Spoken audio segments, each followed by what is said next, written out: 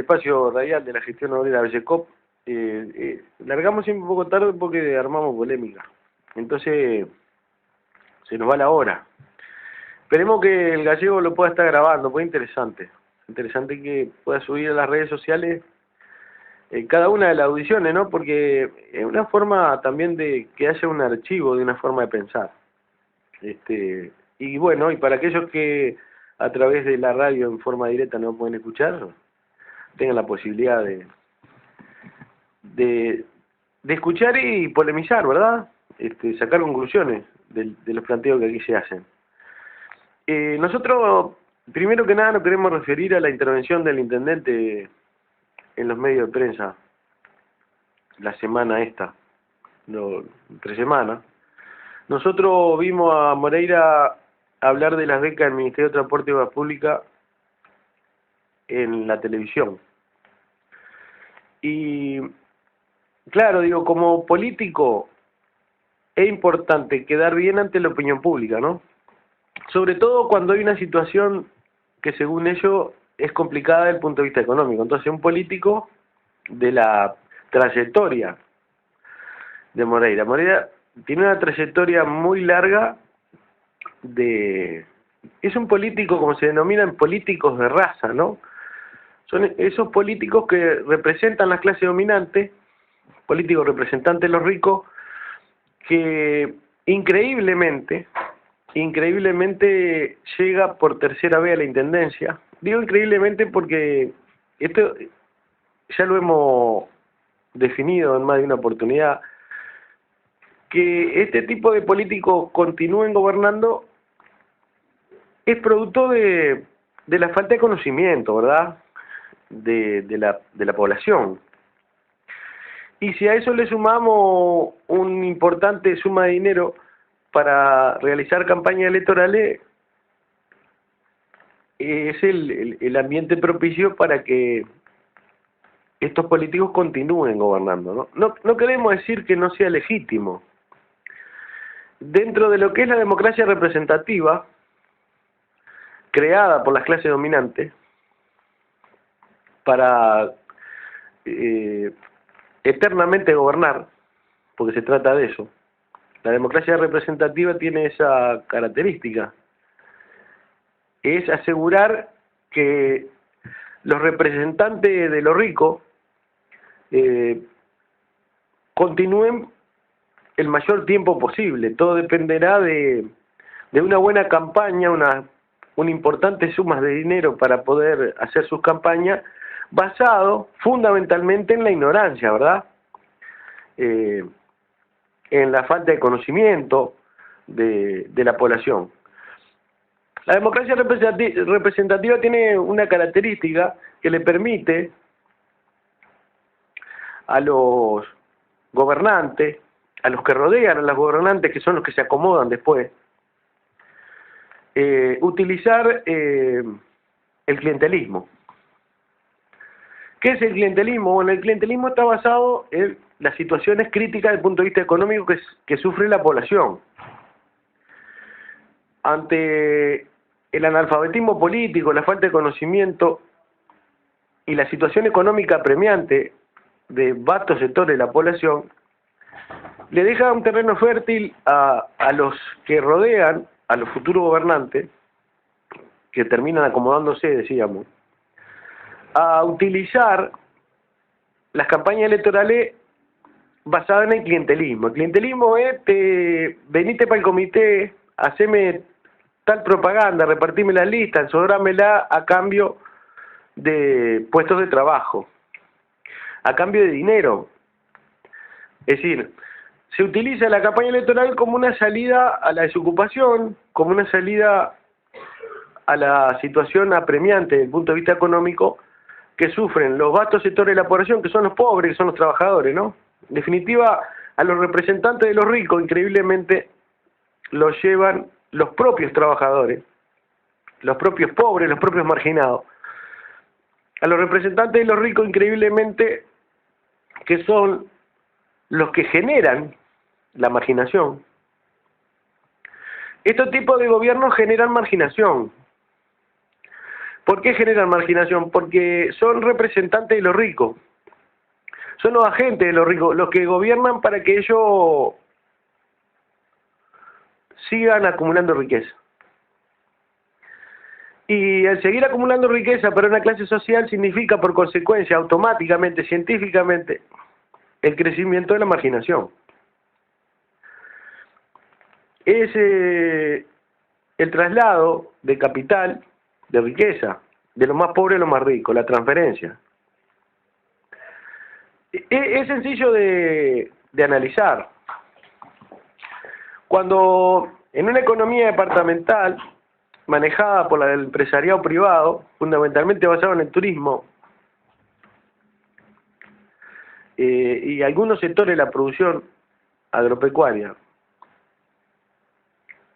se gobierna para ellos.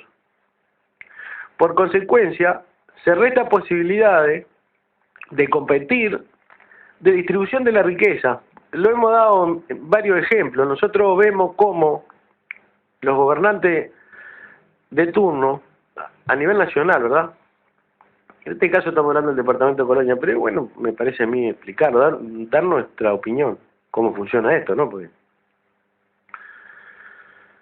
los gobernantes gobiernan para los empresarios, para que en materia de turismo los que tienen en su poder el ingreso en una amplia mayoría del sector turístico continúen prosperando. Tenemos empresas navieras, ¿verdad?, que traen a los turistas. Después tenemos el sector hotelero, el sector gastronómico, y vemos cómo de esos mismos sectores, los mismos empresarios del sector inmobiliario, los mismos empresarios del sector turístico en general, transporte, marítimo, terrestre, la hotelería, los restaurantes, el sector inmobiliario, esos mismos empresarios forman parte del gobierno. Digo, no es que nosotros los culpemos, son las reglas del juego. Es legal. Hay gente que dice que el sistema capitalista está basado en el robo y el saqueo, y sí, es verdad. Pero no deja de ser legal el robo y el saqueo. Cuando nosotros decimos las leyes están hechas para defender el capital, ¿qué estamos diciendo? Estamos diciendo que robar a los pobres es legal, porque se están aplicando leyes, legal de ley, ¿verdad?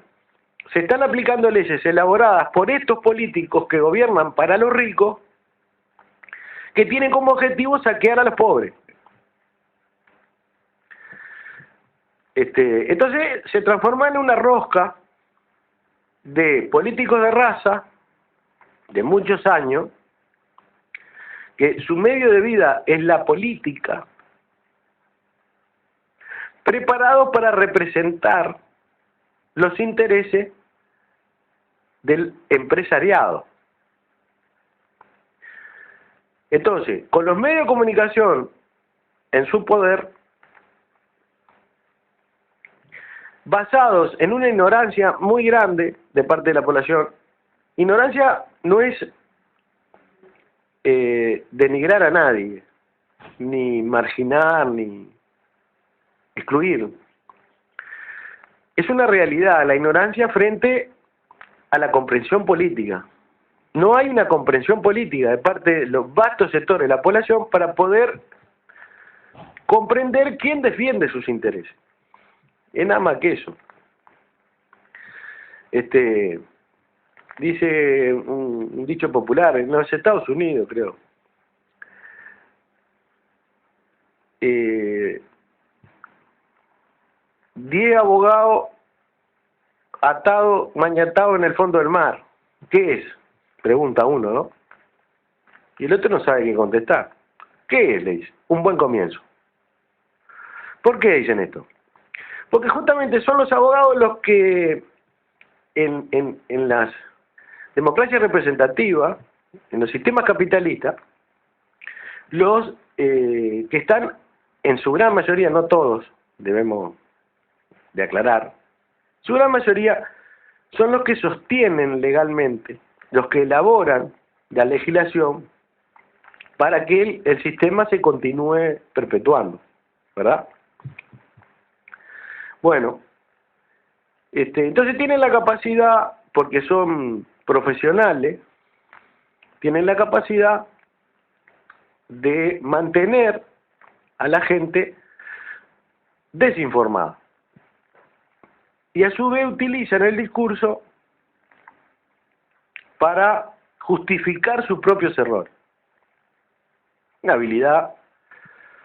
Por eso se mantienen tantos años. En el Uruguay, creo que en el mundo entero, pero tomemos el Uruguay. En Uruguay tenemos una escasez muy grande de cuadros políticos. ¿Qué es un cuadro político? ¿No? Un tipo formado políticamente, capaz de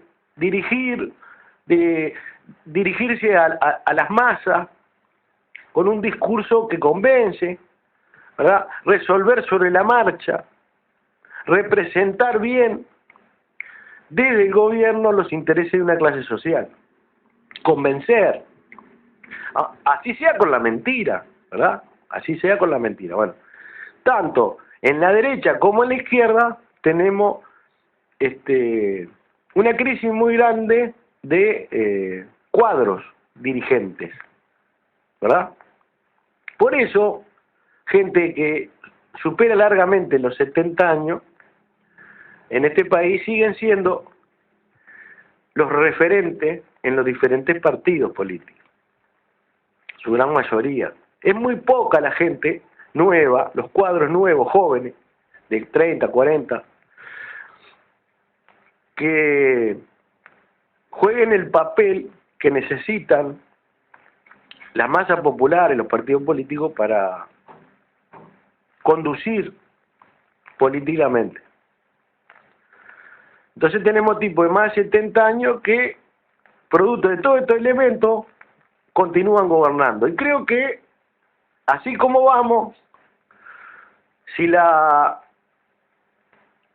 ciencia continúa avanzando, por ejemplo, la medicina, vamos a tener presidentes, intendentes de 130, 140 años, mientras su cabeza continúe clara, ¿verdad? ¿A cambio de qué? A cambio de un puestito, en muchos casos a cambio de unos bloques, a cambio de unas chapas, a cambio de una canasta, ¿verdad? A cambio de unos pesos para que en la campaña electoral le repartan listas, le pongan pasacalle, carteles, ¿verdad? Con suerte, terminada la campaña electoral, gana el candidato y con suerte un puestito en la intendencia municipal. Porque los votos, repito, esto es elemental. El día que los pobres no voten más a los ricos no gobiernan más. Porque de cada 100 votos que lleva a un gobernante al gobierno, 90 son votos de los pobres. Naturalmente debe ser así, porque si en este país hubiera más ricos que pobres, no sería sistema capitalista. Lo que significaría que los ricos, que para ser más que los pobres tendrían que ponerse a trabajar, y nunca lo van a hacer. En realidad, la clase social que tiene menor número de integrantes y gobierna es porque tiene el poder económico y político. Y basado en la ignorancia, en la falta de formación política de la grande mayoría, dirige, gobierna a través de un sistema de inversión de capital que le da a un sector de los pobres trabajo a cambio de un salario. El pobre le da su fuerza de trabajo y hay un vasto sector que cada día crece más, que no tiene trabajo, que forma parte del sector marginado de la población. Por eso aquello que nosotros decíamos, cuando más se concentra la riqueza, más aumenta la marginación. Eso es automático. Eso es automático. Si fuera al revés, con un gobierno popular, cuanto menos pobres hay, menos ricos hay. La ecuación es la misma. Cuanto más se concentra la riqueza, hay más pobres.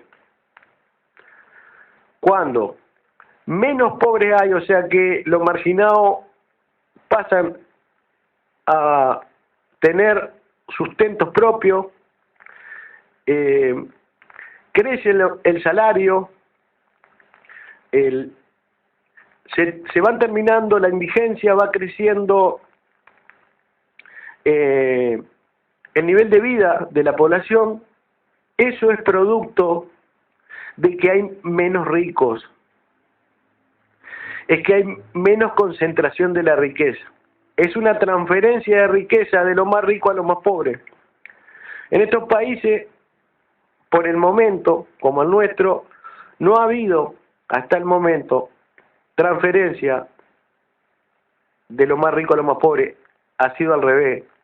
La transferencia se sigue dando de la misma clase social a la otra clase social, o sea, de los pobres hacia los ricos. Y nosotros arrancamos diciendo que queríamos hacer mención a una intervención que hace el intendente municipal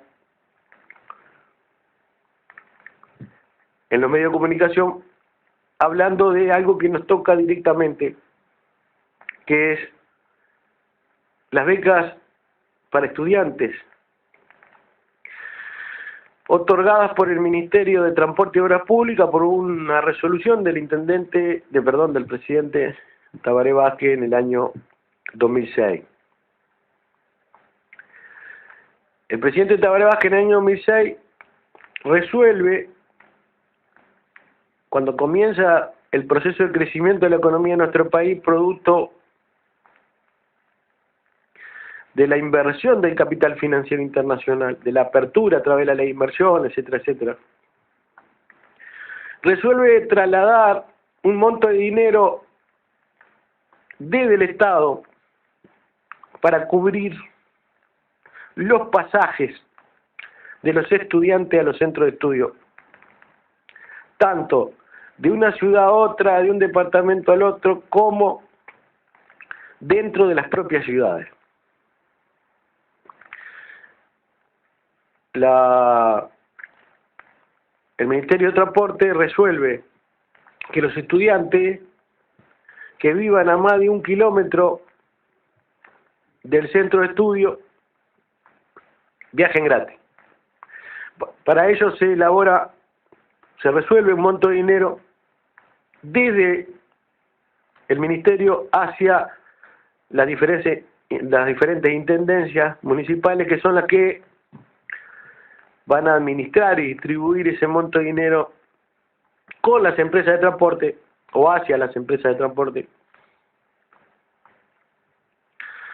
para que los estudiantes puedan viajar gratis. En el interior del país, concretamente en Colonia, el Ministerio de Transporte y Obras Públicas envía dinero para el 50% del precio del boleto.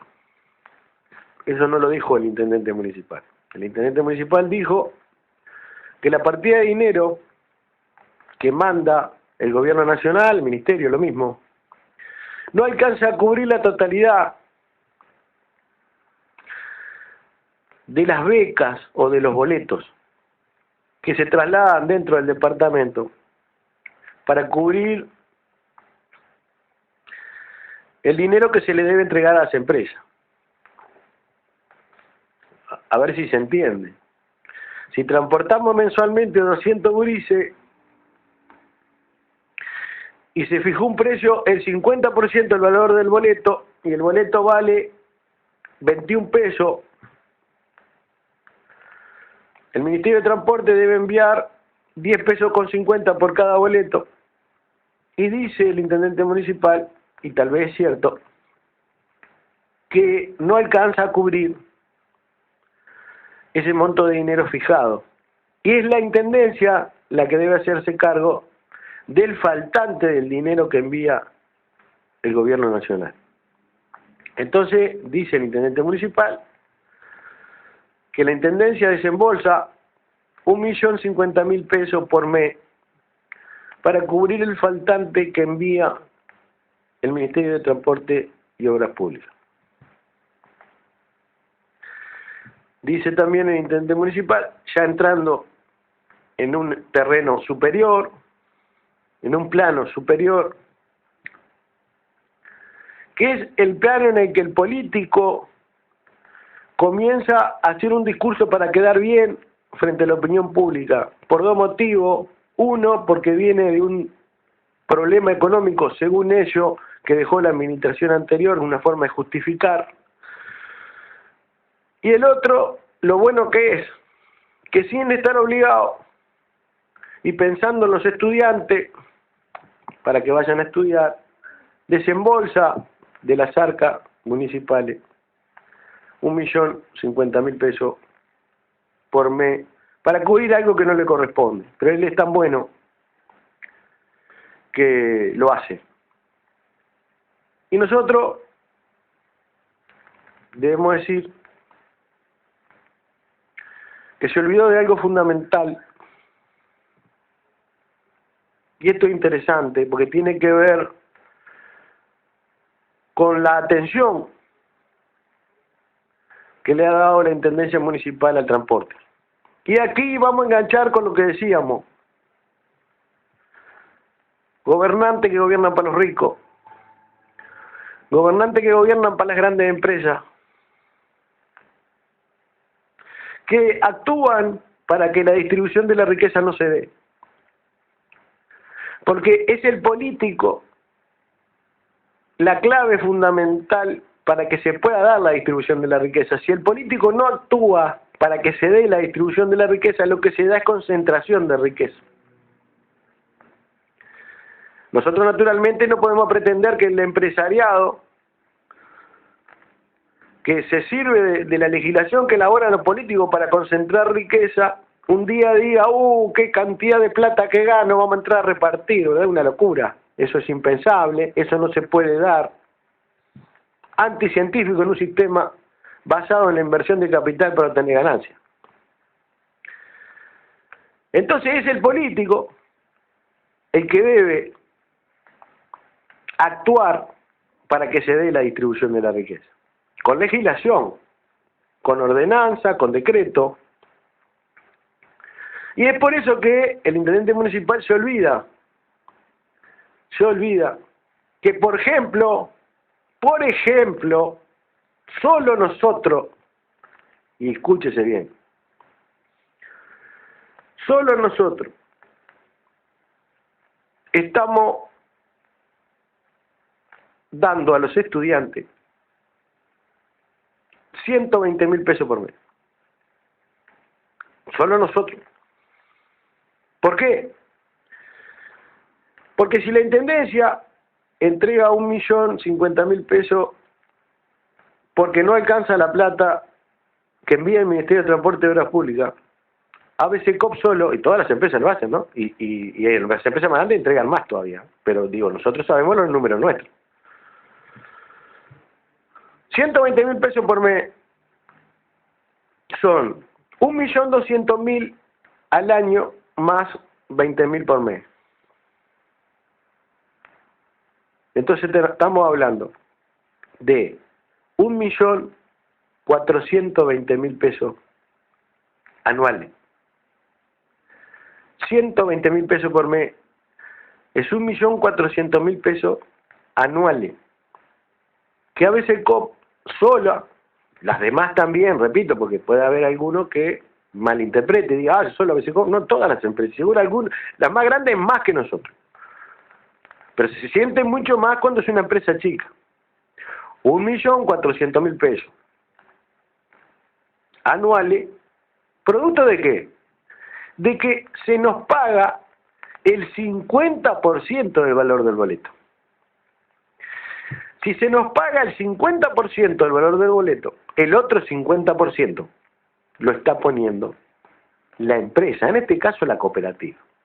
Entonces, correspondía también explicarle a la población que cada una de las empresas subsidia para que los estudiantes puedan viajar el 50% del valor del boleto. El 50% del valor del boleto. Otro de los elementos que es bueno tener en cuenta es una cifra, y es interesante, porque si es cierta, nosotros no creemos que sea cierta, pero si es cierta, va a aclarar algunas cuestiones que tienen que ver con la denuncia que nosotros venimos realizando a lo largo de mucho tiempo. El intendente municipal dijo que solo en Colonia, en el transporte urbano,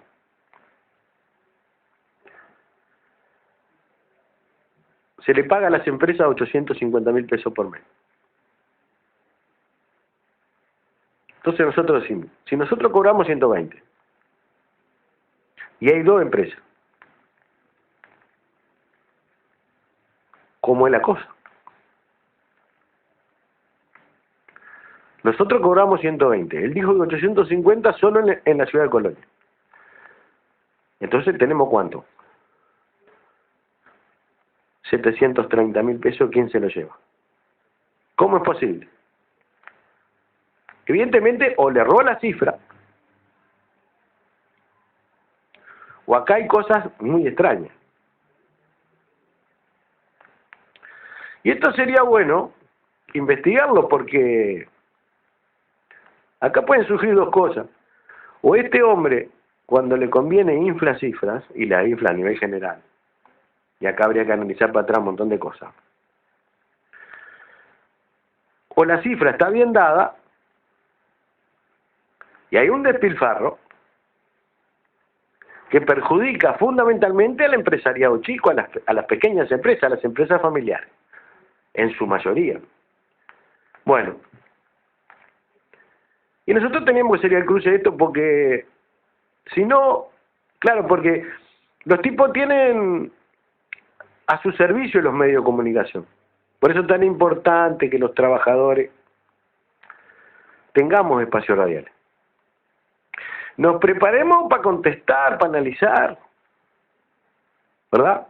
Para poder trasladar conocimiento a vastos sectores de la población que no han tenido esa posibilidad y que, en definitiva, son utilizados como rehenes cuando se los lleva, ¿cómo decirlo?, de las orejas a meter un voto que va en contra de sus intereses. Y esto es un ejemplo, un simple ejemplo, pero interesante, un interesante ejemplo. Y nosotros seguimos insistiendo en que los políticos tienen los medios de comunicación a su servicio, porque compran medios de comunicación. Hay muchas formas de comprar, ¿verdad? Comprar voluntades. Deberían estar prohibidas las propagandas gubernamentales en los medios de comunicación. Lo que debería haber es obligatoriedad de un monto igualitario para todos los medios de comunicación de dinero que sale del Estado para ayudar al funcionamiento de los medios de comunicación, pero no sobre la propaganda. Porque sobre la propaganda, los gobiernos destinan mayor propaganda a los grandes medios de mayor alcance como forma de tenernos agarrado del pico para que cuando los gobernantes lo necesitan, los medios de comunicación se ponen a su servicio. Y sabemos lo que significan los medios de comunicación. Algunos le llaman el cuarto poder, y vaya si no es el primero, miren. El medio de comunicación te da un golpe de Estado. El medio de comunicación te pone un presidente, te saca un presidente. El medio de comunicación, frente a la falta de conocimiento, a la falta de preparación política de la población, el medio de comunicación dirige el destino. te dice lo que tenés que hacer, sin decírtelo. Te marca el camino y vos transitas por un camino que te impone el medio de comunicación. Y claro, los políticos son muy hábiles para utilizar esa herramienta en su provecho. Entonces, la salida de los medios de comunicación es parte de campaña electoral. Es parte de consolidar, o intentan, a través de los medios de comunicación, consolidar su gobierno, el sistema. Y te dan informaciones a media. Y cuando te dan informaciones a media, se está, en definitiva, diciendo verdades a media. Y verdades a media son mitad verdad y mitad mentira. Bueno, ustedes saben que esto que estamos hablando nosotros, que lo hemos venido planteando hace mucho tiempo, tiene que ver con dos empresas pequeñas, muy pequeñas, más pequeñas que nosotros, de nuestro departamento, que están en una profunda crisis. Una profunda crisis producto de la mala distribución de la riqueza. Es una profunda crisis producto de las formas de gobernar para las grandes empresas. De esa forma de gobernar que defiende los intereses de lo más poderoso. Cuando se defienden los intereses de lo más poderoso, esto es una ecuación matemática. Se perjudica los intereses de los menos poderosos.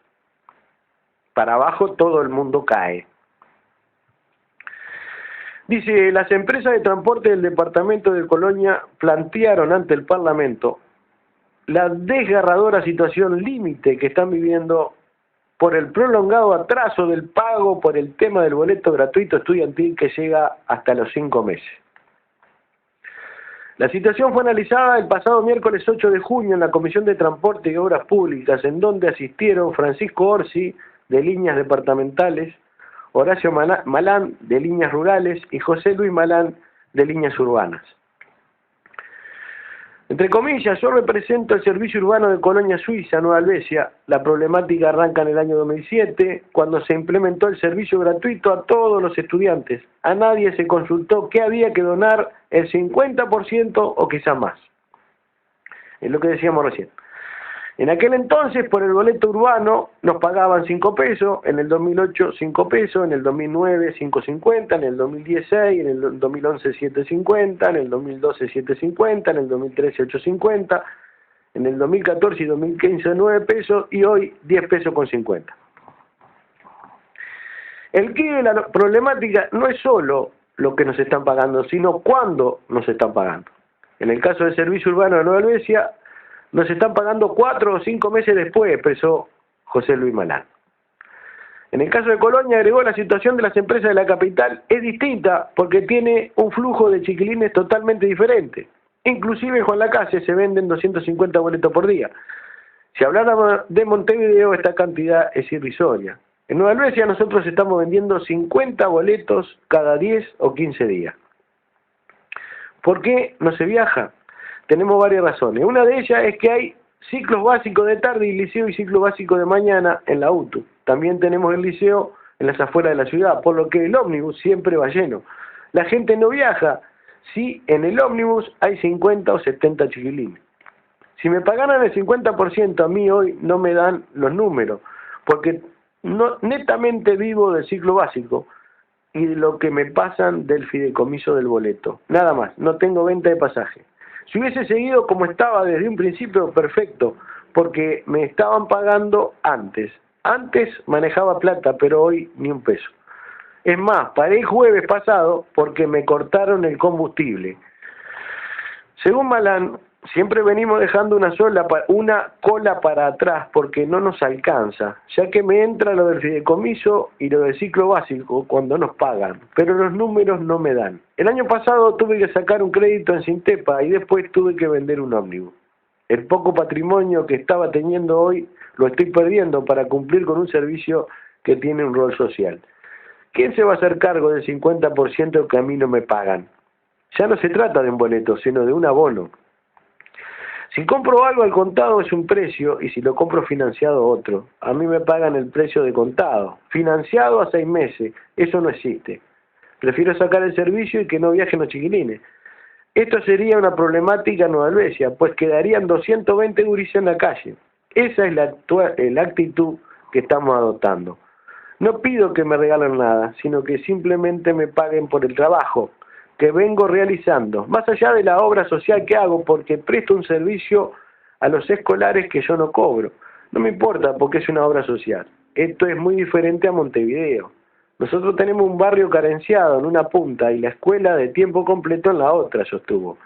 Manifestó que los chiquilines de 4 o 5 años que salen a la hora 7 y regresan a la hora 17, el chofer los baja de a uno porque se durmieron en el asiento del ómnibus. Eso en Montevideo no se ve. Sin embargo, en el interior lo hacemos. Y no nos quejamos porque es una obra social y tenemos vocación de servicio. Tengo 48 años en el transporte urbano y en los ómnibus de mi familia. A mí me cortaron el combustible y tengo una deuda con Sintepa. El viernes pasado le dije al secretario Guillermo Rodríguez que si no pagaban la cuota me iban a embargar los ómnibus. Nunca me llamaron para decir que me iban a pagar lo que me debían. Tuve que pedir a un amigo 30.000 pesos para pagar las cuotas que debían Sintepa. Tal vez el viernes me corten el gasoil. Hasta ahora no me llamó nadie de la Intendencia y el servicio está cortado desde el miércoles, expresó José Luis Manal. En tanto, Horacio Manal explicó que en nuestro caso también tenemos ómnibus de turismo y es con lo que estamos subsidiando nuestras líneas de servicio regular. Lo que cobramos hoy es poco menos del 50% del valor del boleto de los estudiantes y la mayoría de los que viajan son estudiantes escolares, a quienes no se les puede cobrar, y maestros a los que les cobramos menos de un pasaje. Nosotros queremos llegar a fin de mes sabiendo si vamos a poder cubrir las cuotas de los vehículos, pagar a los empleados, pagar el combustible. Además, ni siquiera nos pagan en fecha.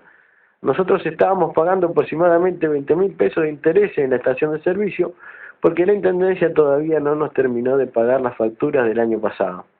Toda esta situación nos hace que estemos pensando si seguimos o no. Por tanto, queremos saber qué vamos a cobrar para saber si vamos a seguir o no. Estamos llegando a un punto límite.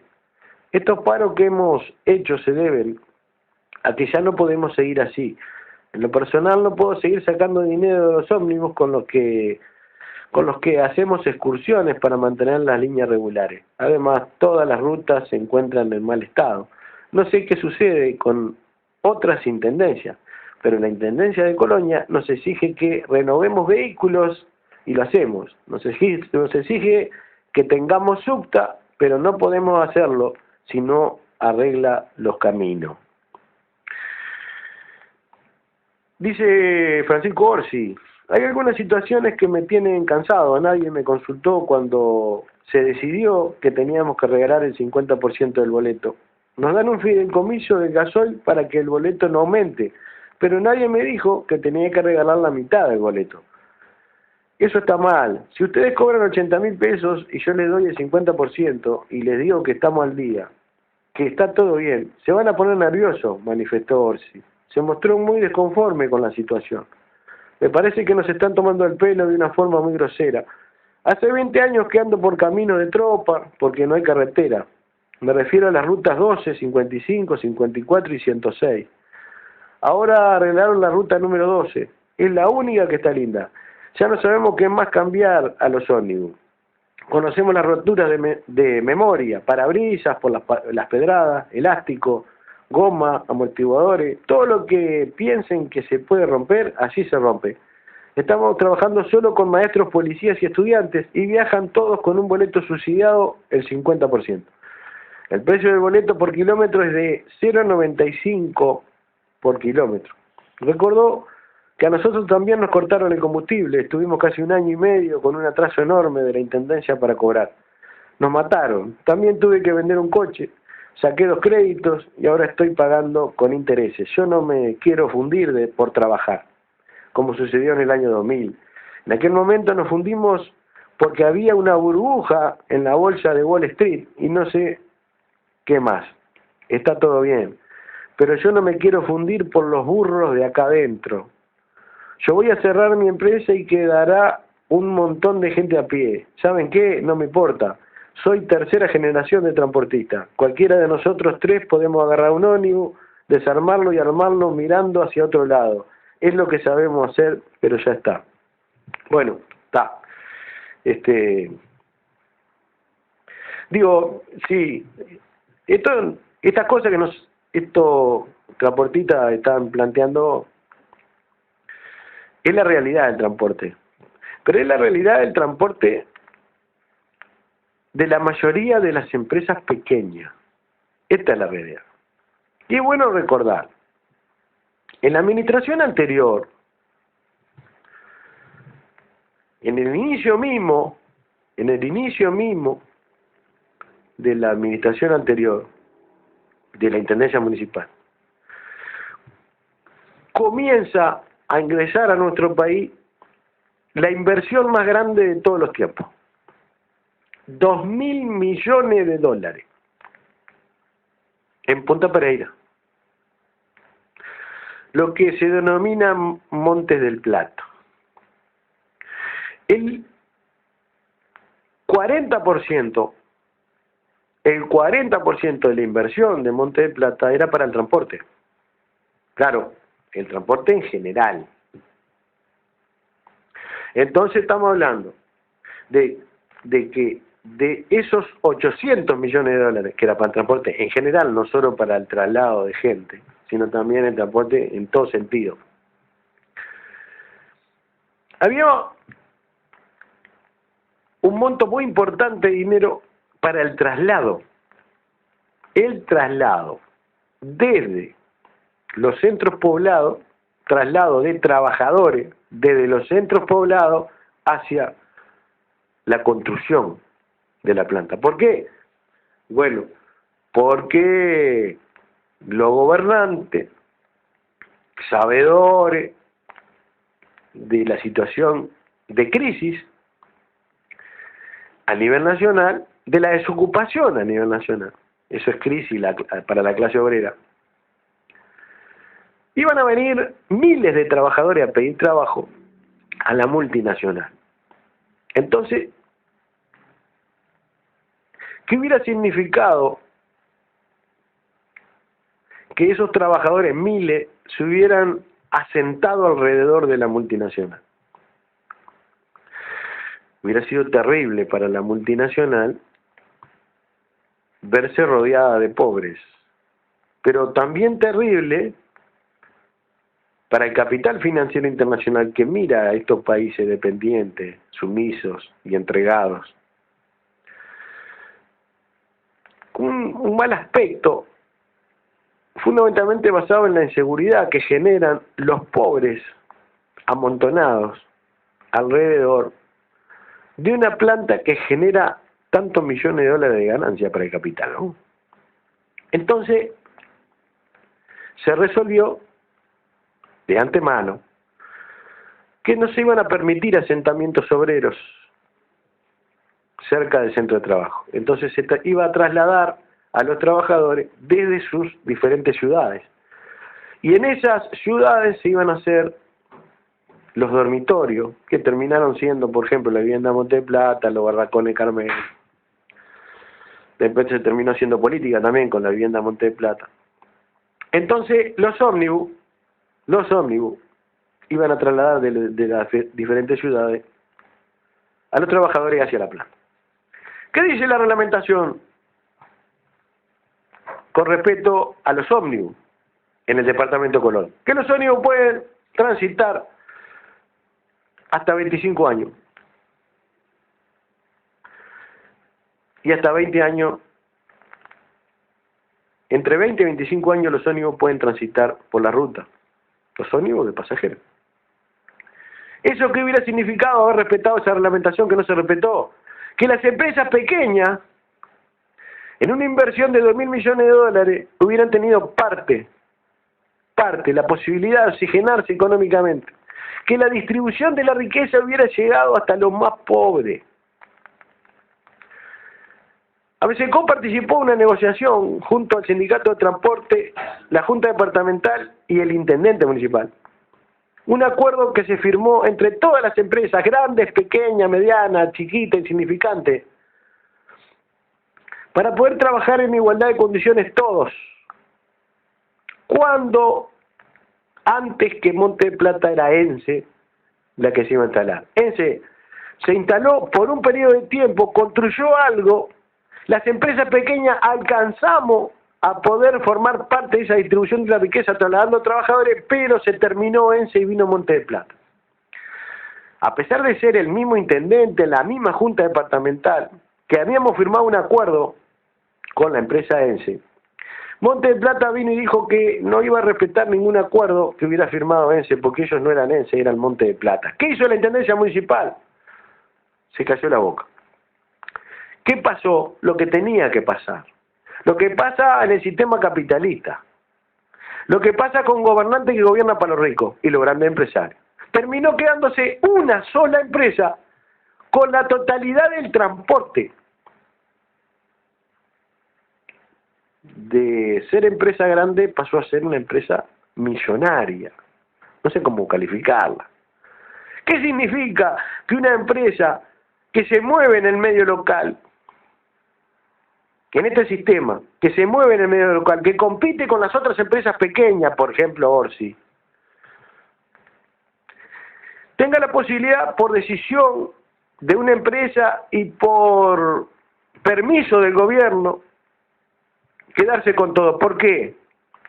Porque la empresa Monte de Plata dijo: a mí no me importa que la reglamentación diga que los ómnibus pueden circular hasta 20 años, acá se van a utilizar ómnibus de menos de 10 años. Mató a todas las empresas pequeñas. Y se quedó una sola empresa con todo. Eso, el crecimiento indiscriminado de una sola empresa frente a brutal inversión extranjera, automáticamente genera que las empresas chicas se debiliten. Porque está inserta en el mismo mercado, porque compite con el resto de las empresas. Entonces, cuando una gana tanto y las otras no ganan nada, las que no ganan nada quedan en vía de extinción, porque esta empresa que continúa trabajando las arrasa. Y este es el resultado. Este es el resultado. ¿Y acá quiénes son los responsables? Los gobernantes. Le doy una información más. Qué interesante. Acá entra el gobierno nacional y el gobierno departamental. Y termino con esto. En Montevideo, las empresas de transporte cobran el 100% de la beca del Ministerio de Transporte y Obras Públicas. Dice que el Ministerio de Transporte y Obras Públicas resolvió hace poco tiempo, o intentó aplicar hace poco tiempo, quitarle un 10% del monto que cobran las empresas de la ciudad de Montevideo, y con ese 10% que le quita, lo dejarían en un 90%, con ese 10%, el resto de las empresas del país podrían también cobrar el 90% del boleto. ¿Sabe quién fue el que puso el grito en el cielo y frenó la decisión o la intención del Ministerio de Transporte y Obras Públicas para que se le diera el 10% de las empresas de Montevideo y se transformaran en un 90% de las empresas del interior? Juan Salgado, el presidente de CUSA. Puso el grito en el cielo, no aceptó, no va a aceptar que el Ministerio de Transporte le quite a ellos un 10 para que se transforme en un 90 de todas las empresas del interior del país. Entonces, gobernar para los ricos es como aquel que come mucho caramelo, el dulce pica los dientes. Gobernar para los ricos significa perder autoridad, porque el rico se sigue enriqueciendo y después termina gobernando. Claro que el tiempo no nos da el tiempo, porque a nosotros nos gusta explicar bien las cosas, porque es necesario explicar bien las cosas. Es mucho más fácil para el doctor Moreira en 10 minutos, 15 minutos, de un medio de comunicación a su servicio, tirar 4 liñazos y terminar convenciendo a la población que es tan buen gobernante que gracias a él los estudiantes viajan gratis. Y eso no es así. ¿Está? Como siempre. Un saludo a todos los compañeros, nos vamos a encontrar el lunes. El que lucha gana. Y el que no lucha se come este tipo de discurso mentiroso. El que lucha gana y el que no se muere de hambre.